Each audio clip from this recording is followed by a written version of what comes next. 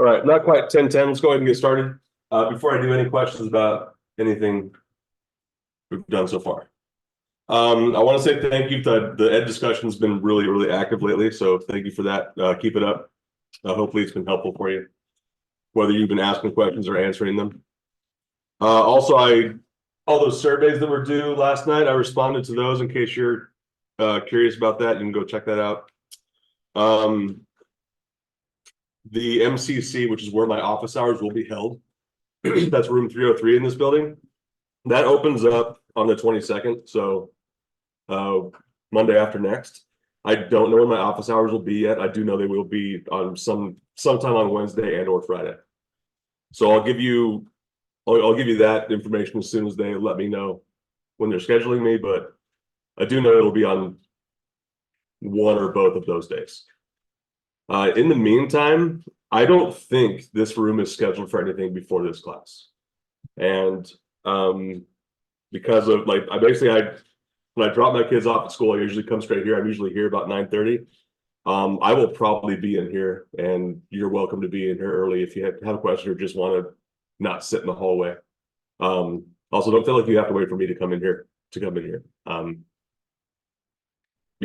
This room, as far as I can tell, is open before our class. So yeah, feel free to come early if that works for you. Last call for questions before we get going. Okay, so section 5.5 that we just finished was integration by substitution. We're going to move on to integration by parts. Actually, I should check in. I don't think any of the WebWorks or written homeworks have been due yet, but do we understand when they're due? Okay, I think Tuesday and Wednesday are due dates coming up for first written homework, first online homework. I could be wrong about that, but they're on Canvas. Hopefully you can see when they are. All right, so again, integration is a inverse process to differentiation, so let's start there. So I want to find the derivative of this function. How do we do that? What do we need to make use of? Okay, what about this tells you product rule?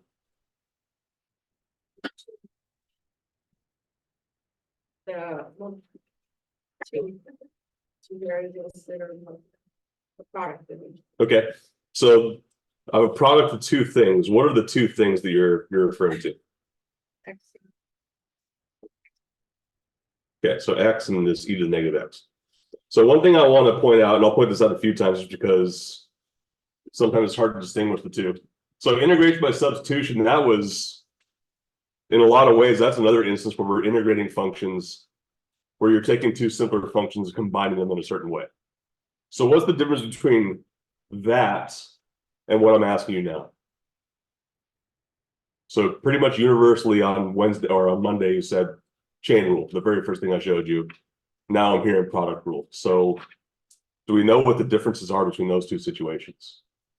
Can someone put that into words for me? Chain rule have a sort of an inner function, whereas product rule is like two main ones. Two main ones, okay. And here I'm multiplying those two main functions. Do we agree that x and e to the negative x are a good place to kind of divide those? Okay, so we're using the product rule. How do we do that?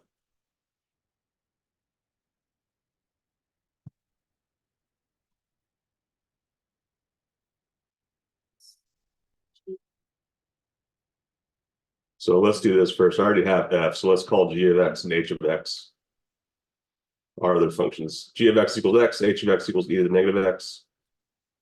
So I want to find the derivative of f. What do I need to do that? So g of x times h prime of x plus h of x g prime of x. You okay with that? Look familiar?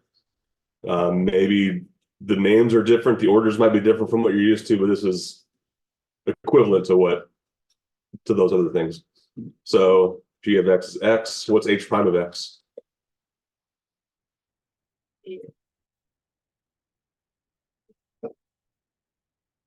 should be negative e to the negative x. And then plus e to the negative x times the derivative of g, which is 1.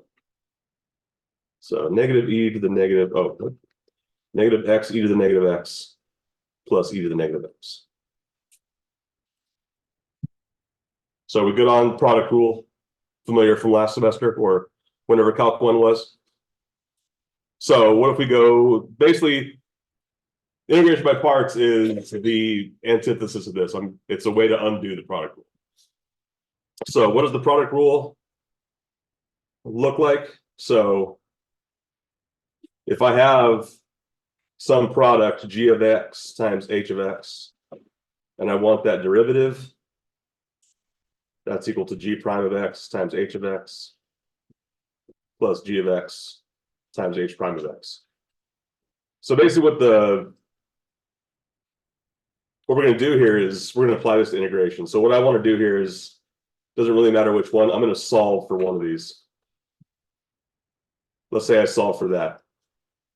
So then I get g of x times h prime of x equals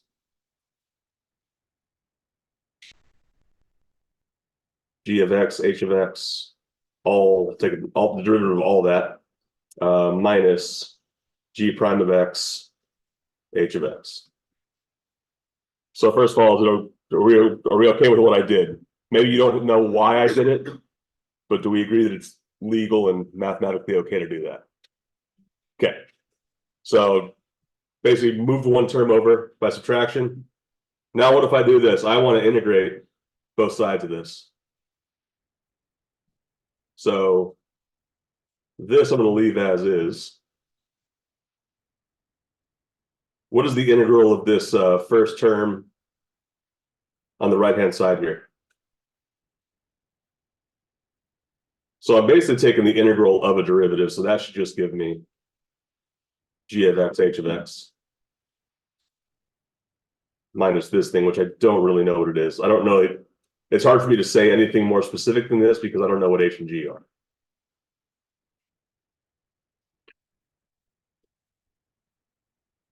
So again, maybe you're not sure why I'm doing this, but can we at least follow it? Okay.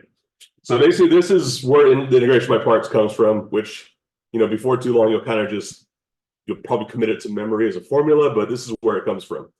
Basically, this integral right here that I probably can't do is equal to this other thing, which hopefully is more manageable to do. So what does integration by parts usually look like?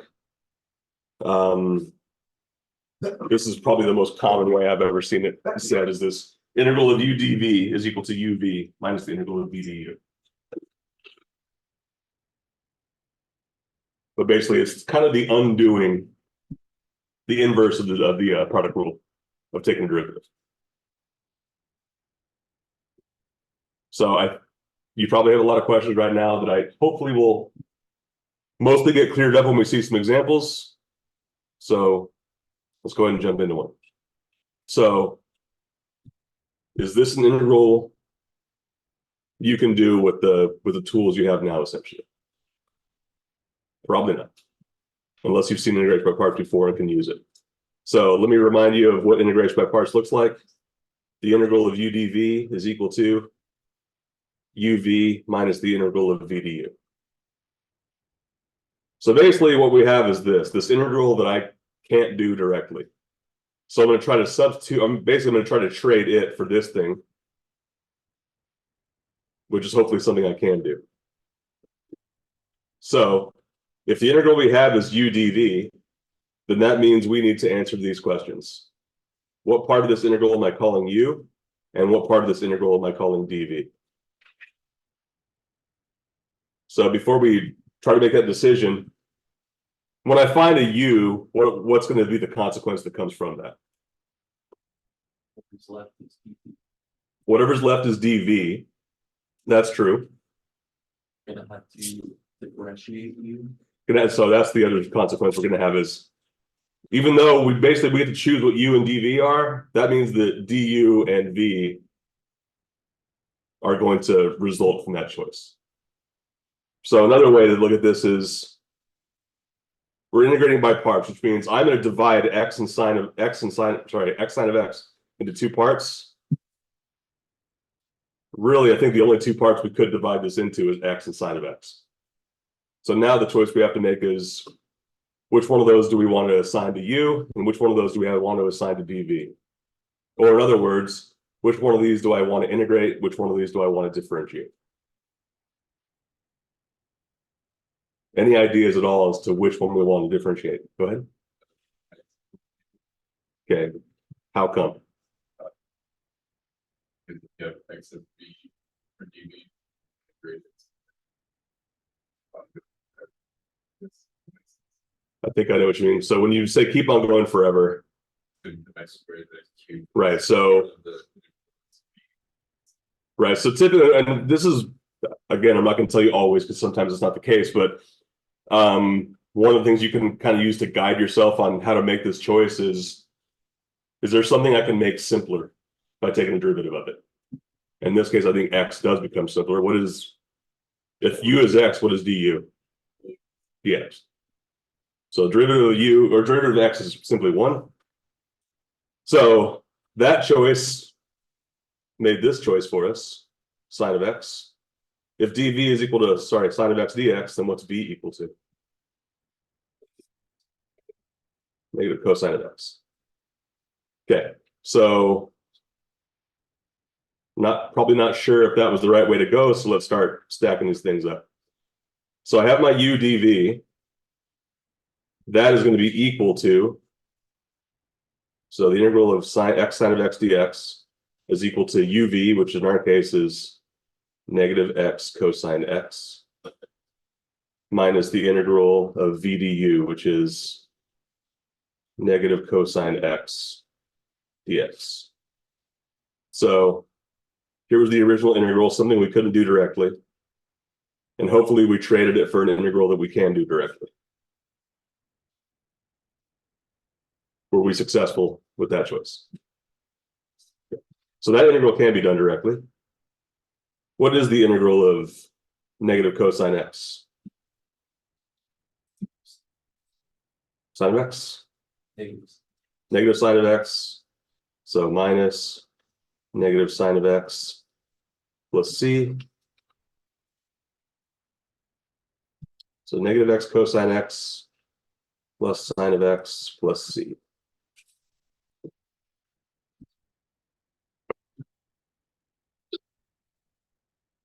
How are we doing? Go ahead. So is B just the, how do you get B, is that just the integral? Yeah, that's exactly right. So there's a lot that gets implied by calling this thing u and this thing du. Same thing with v and dv. Basically that d represent, like that implies that I'm taking that v and dv are related through differentiation or integration, depending on which direction you're going. Yeah, so let's to really highlight this, the thing when we do integration by parts, basically we're integrating something of the form u dv, which means the choices we're making are u and dv. And then B. Right, so if I'm calling u x, then du has to be the derivative of this thing.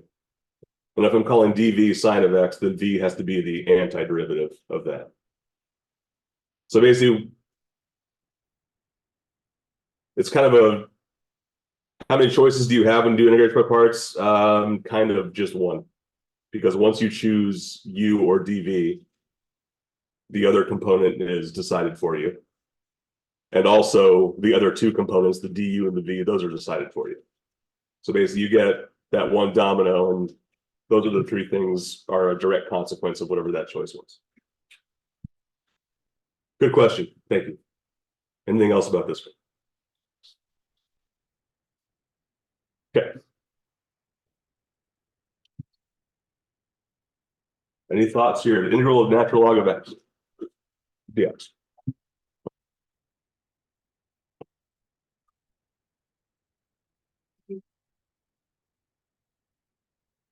So U would be natural log of X. What are the parts here? Right, so I mean, this very subtle, but there really are choices to be made here. One, dx would be one, technically one. Yeah, right.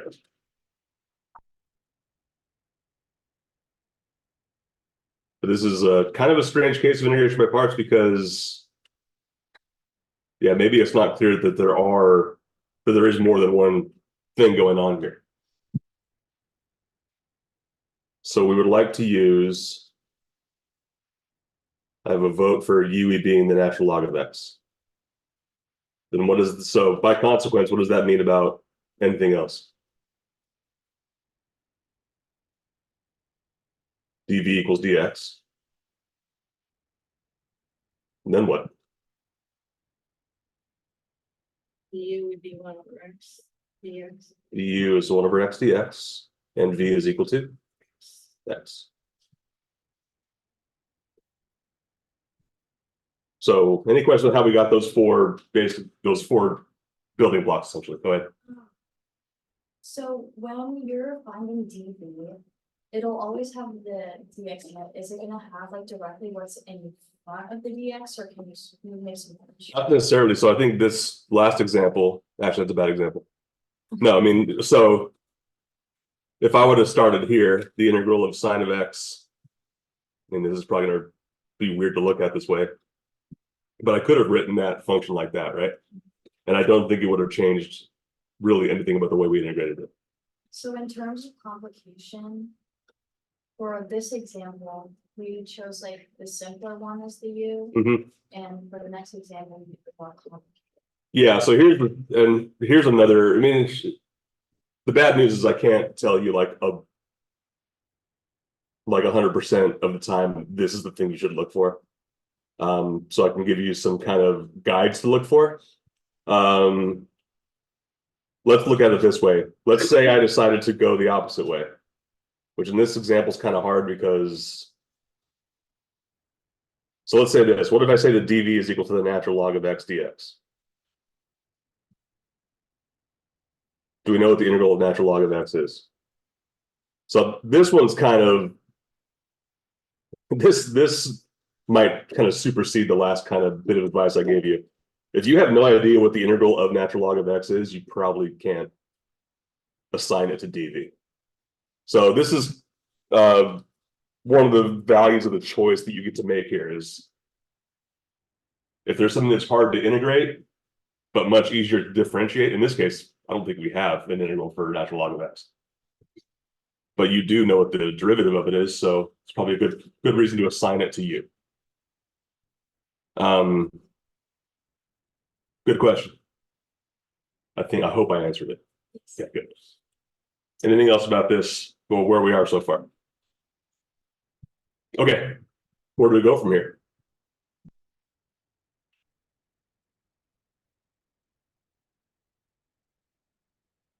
Structure. Okay, set it up. So here's my u and dv. That's equal to uv, which is x natural log of x, minus the integral of v du, which is x times 1 over x dx. What's the integral of x times 1 over x dx? Well, first, let's simplify it.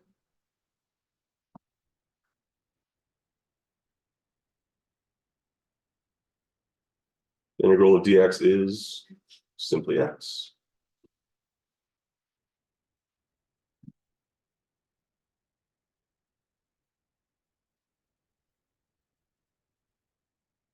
Questions?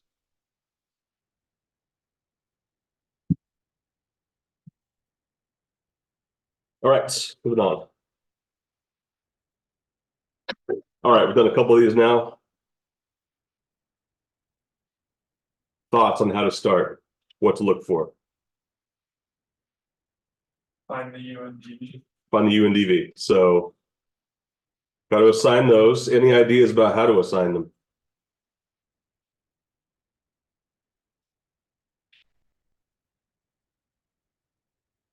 maybe let's back up. Is What that are, squared, what's that? U x as that squared, U is x squared. when you take the derivative, it would be simpler. It will become simpler. So if you do x squared as you, it becomes simpler by differentiating about the x, e to the x would change. Right. So e to the x doesn't become simpler, but it doesn't. So I mean, it doesn't become less complicated. It will. Every derivative of e to the x is e to the x. So I know that I can reduce powers on u if I call u x squared. So what is du? Good. And v is e to the x. Good. So then this integral is what?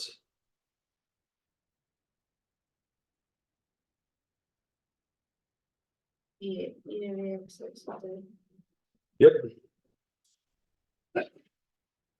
So u times v, and then Minus. The integral. E to the x. Minus d. 2x dx. right. So minus the integral of 2x e to the x dx.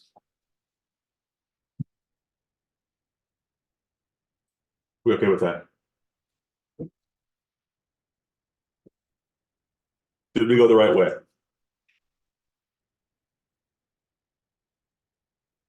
So I think I represented basically the job here is I'm trying to trade the integral I can't do directly for an integral I can do directly. Did I do that? Yes and no, right? Depends on how you want to answer me. I cannot do this integral directly, but what? Can you do any substitution? Or substitution or? How would you do? Or can you do integration by parts twice? There's no limit to how many times it's always available to you. So you asked before this, could I use integration by substitution? Could I do that? Heard a no as a question. Let's try it. Like let's choose a u. X, which means du would be For B. dx.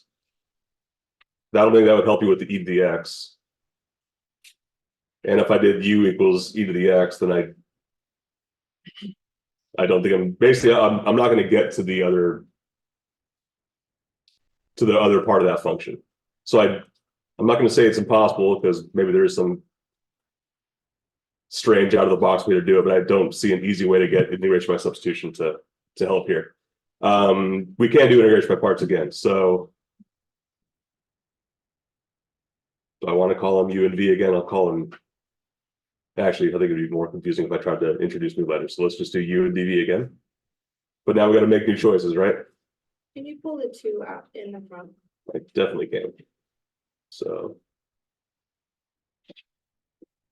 x squared e to the x minus 2 times the integral of x e to the x dx.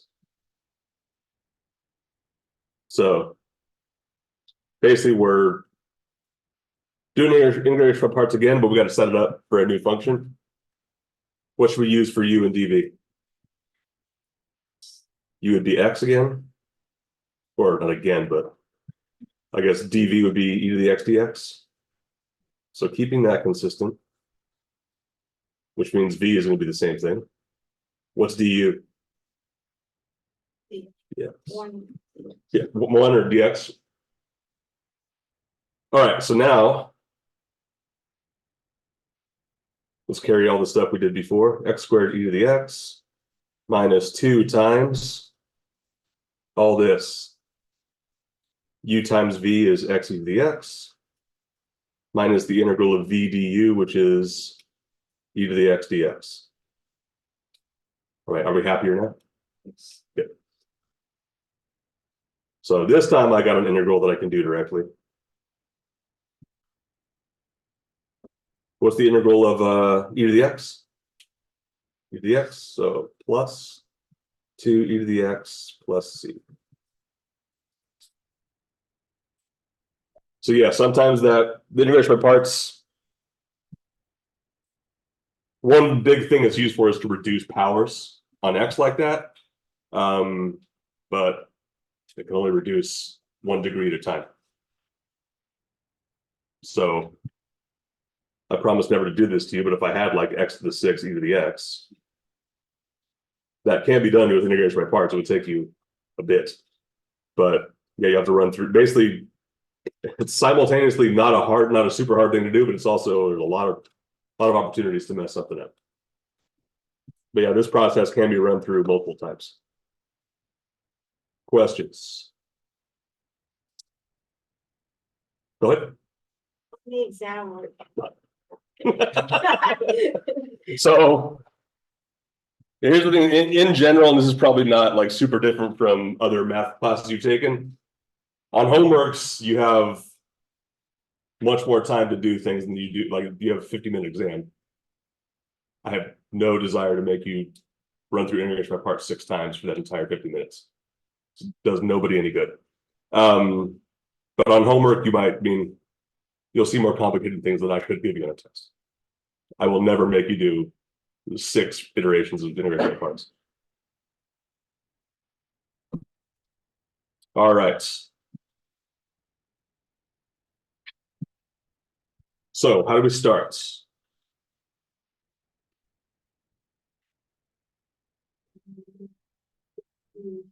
Okay, so answer that question first. What are my parts?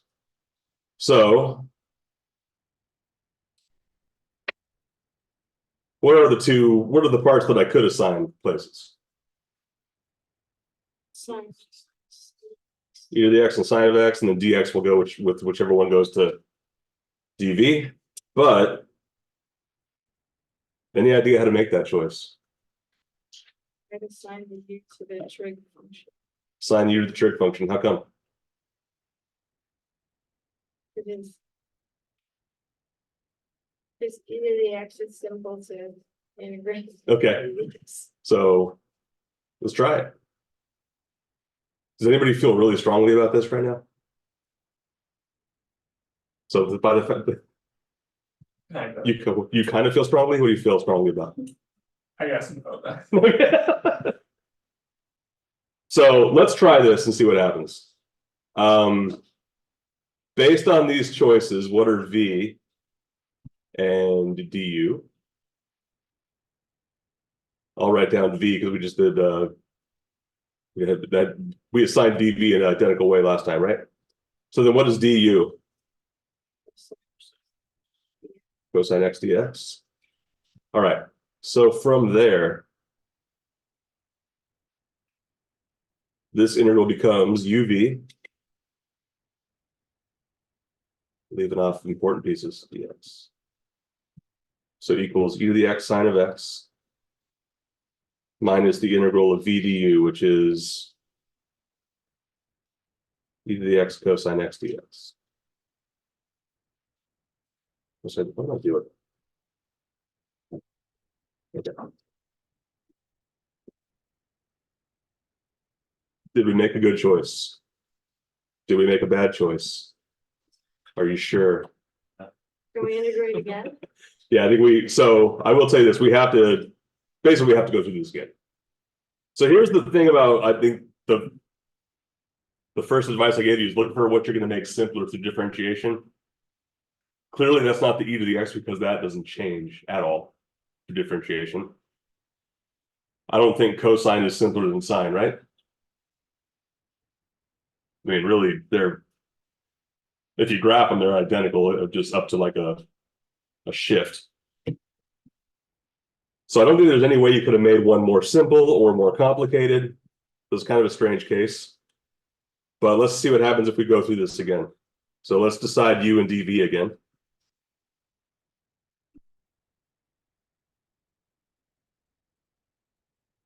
Still go with the trig.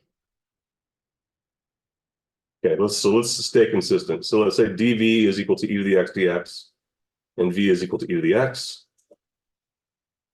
which means u is equal to cosine x, and du is equal to what? Negative sine x dx. So let's see if that does anything good for us. E to the x sine of x minus the integral of or sorry, minus uv. So e to the x cosine x. Minus the integral of what? V du, which is negative e to the x sine of x dx. So a lot of negative signs to be careful of.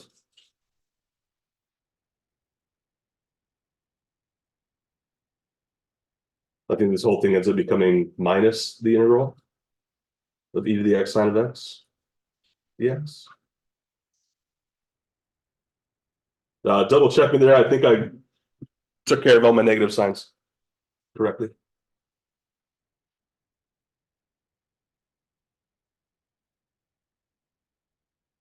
All right, now what?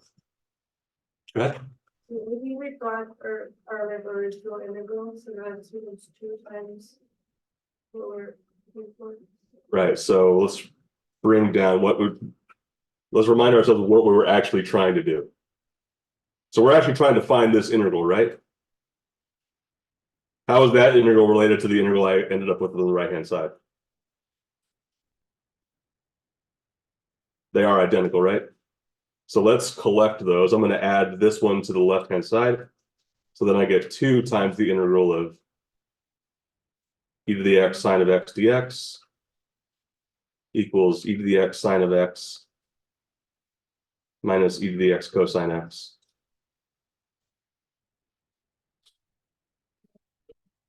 Now I can just divide. So it's a weird case where like I can't really get to basically I can get to the end result by iterating this a couple times, but not really by ever settling that integral as an integral.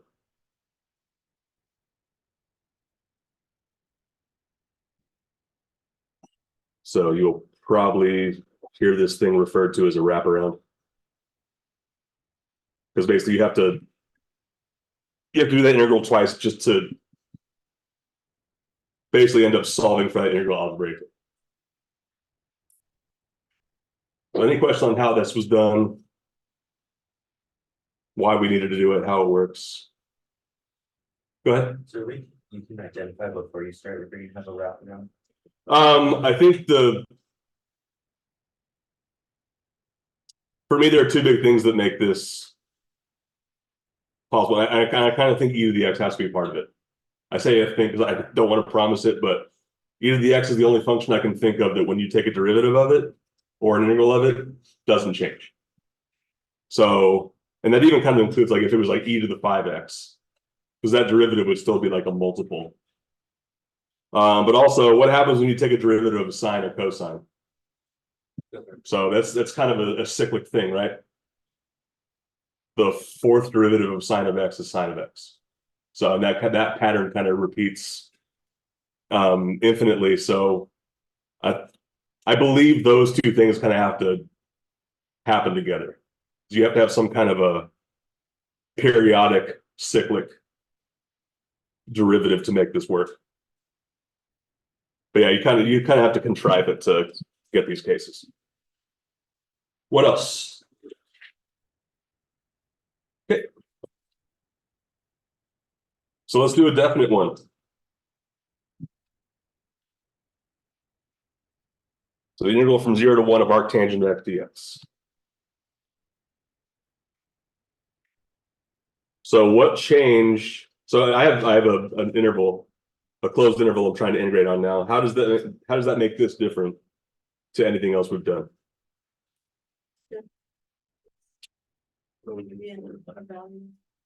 Yeah, our final result is going to be a real number. How about the way we begin? So yeah, clearly the end result's going to look different. Same. So it should be largely the same, right? So we're still answering the question. What are the parts? What are the parts u and dv? Inverse function. Inverse function goes where? U? Why does the inverse trig function go there?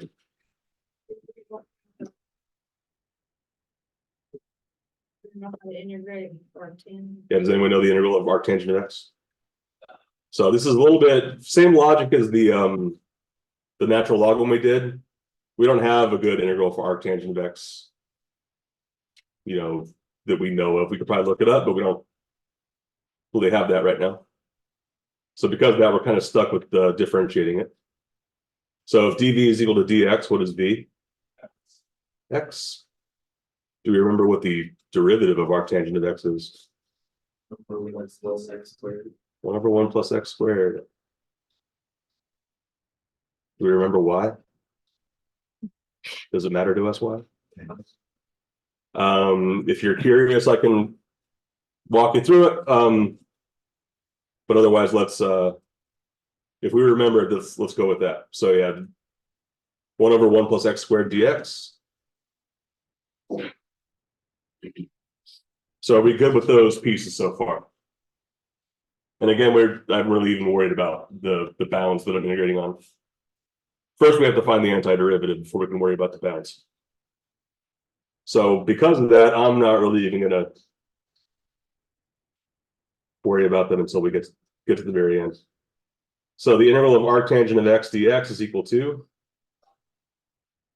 x arctangent of x minus the integral of v du, which is going to be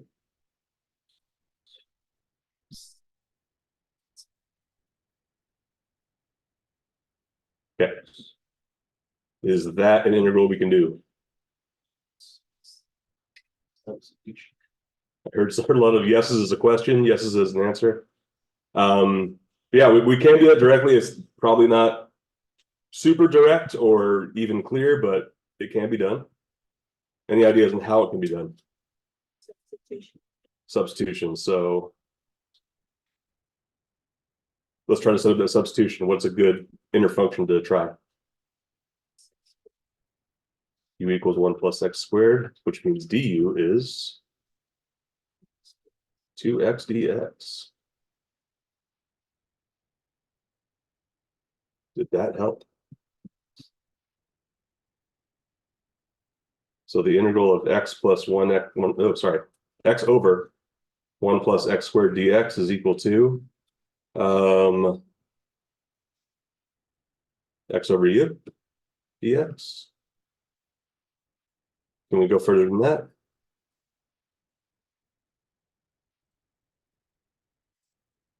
To be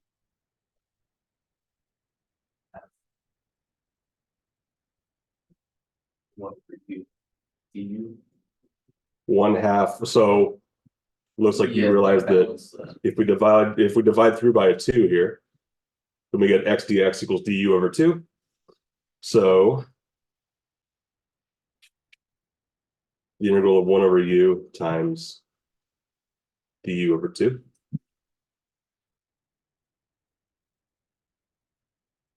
Is that an integral I know about? Okay. What's the integral of 1 over u? Or sorry, I guess 1 over 2u. for the natural log of the absolute value. Natural log For natural log of the absolute value of 2u. or sorry, 1 over u over 2. U over 2. Okay, are we good now? Sorry, I'm wrong again. Just- The So let's- natural log of the absolute value of u. Let's take it slow. I think we can save ourselves a little bit of headache by if we pull the 1/2 out, then this looks a little more basic. What's the integral of du over u? That's the natural log. So it's 1/2 times the natural log of the absolute value of u. All right, what did we just do? Kind of felt like a detour, right? Put the u value back. Right, so now we've done the integral, we can put back the u, which was what, 1 plus x squared? I am going to ignore the absolute value. Why is it okay for me to ignore it? Now, there's no way for that to be anything but positive. I'm squaring something and then adding one to it. So now that I have that, let's remind ourselves what we were doing. What do I have now? What do I need to do with it to get to where I wanted? Back to the original. So if we're trying to find the integral from 0 to 1 of arctangent of x dx, basically we have the antiderivative now. It's going to be equal to x arctangent of x minus 1/2 natural log of 1 plus x squared evaluated at the limit 0 to 1.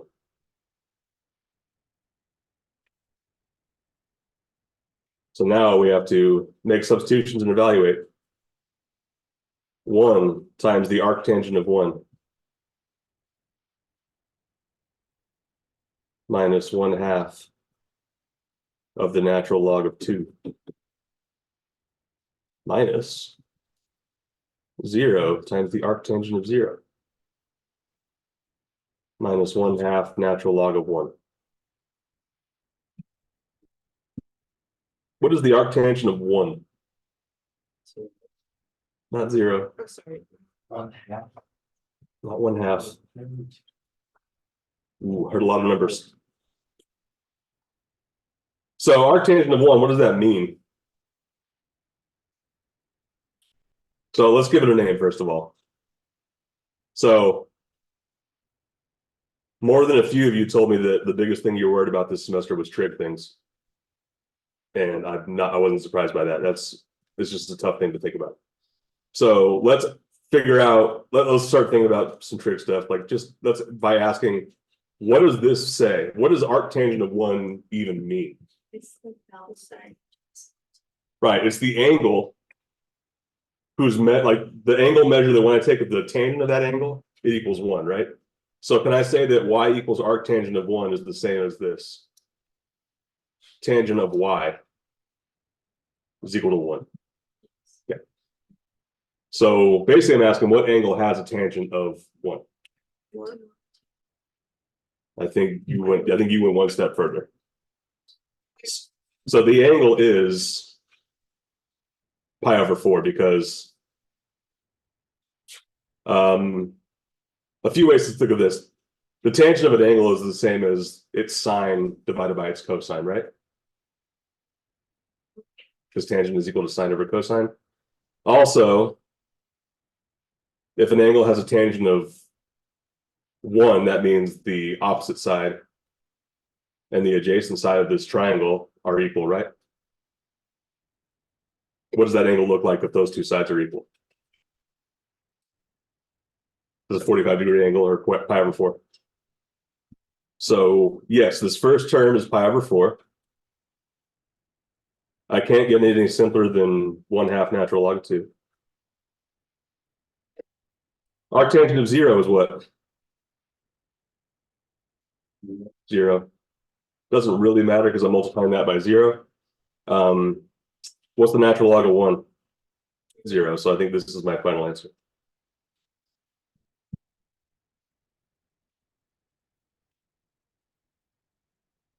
Go ahead.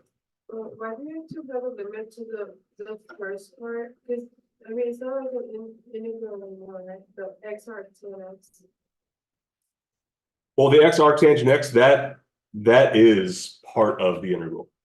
So the thing that the function we integrated is arctangent of x dx, right? The integral of this equals x arctangent of x minus this other integral, right?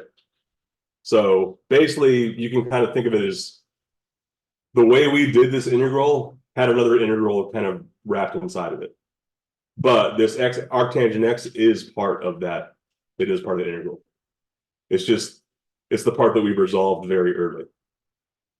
But if I want to apply limits to this, then that means I need to evaluate this thing at those limits and this thing at those limits too. So I really need I need to handle all of it. Well, good question. What else? Go ahead. When we did like the side part, like getting the interval, there wasn't like a plus C. Like I know it's a definite interval. Yeah, that's a good question. That we did, so. So why didn't I ever write plus C? Like in the, I know the whole interval is definite, but the one that we did inside of it wasn't indefinite. Or where is it? Like I mean, the X over X squared. oh yeah. Here's the thing, so I added all these bounds just now, right? Let me take them back off. Kind of, I think at the heart of your question is this a definite integral or an indefinite one? And I treated it like an indefinite integral here. Basically for simplicity, I knew that I had it's eventually going to be a definite integral, right? But I'm not going to deal with any of that stuff until the very, very end. So basically, I'm kind of trying to save myself the clutter. But because I knew I was marching towards this definite integral, I'm basically being lazy about those constants that, yes, you're right, are things that I should be carrying. But yeah, basically, one thing I want to highlight here is that when you're doing a definite integral, you know, process-wise, the biggest difference between doing a definite integral and an indefinite integral is only what happens at the very last step.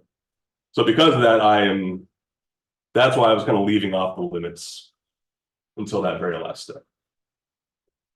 So you essentially do them all the same and then plug in and put it. That basically, I think that it is what I did here, and that's whether or not you notice it, probably what most of you are doing when you do a definite integral as well. Any questions? Did I answer your question? I feel like I started rambling. No. Are you sure? Yeah. Okay. What else? I feel like it'd be pretty easy to leave off that X or tan X and forget about it. Yes, it would be. So that is something to be careful about. Just need to be, Yeah, so it's just it is a because you have to break off and do an entire. yeah, so here's the thing. So this right here, we resolved this very early, right? And then we had to do this long integration by substitution detour. So yeah, be very, very careful about that you collect all the parts of your work here. How are we doing? I don't think I want to get into this in 2 minutes. So we'll save that for not Monday, right? Wednesday. Okay. I'll stick around for a little bit if you have any questions. Otherwise, have a good long weekend and I'll see you Wednesday.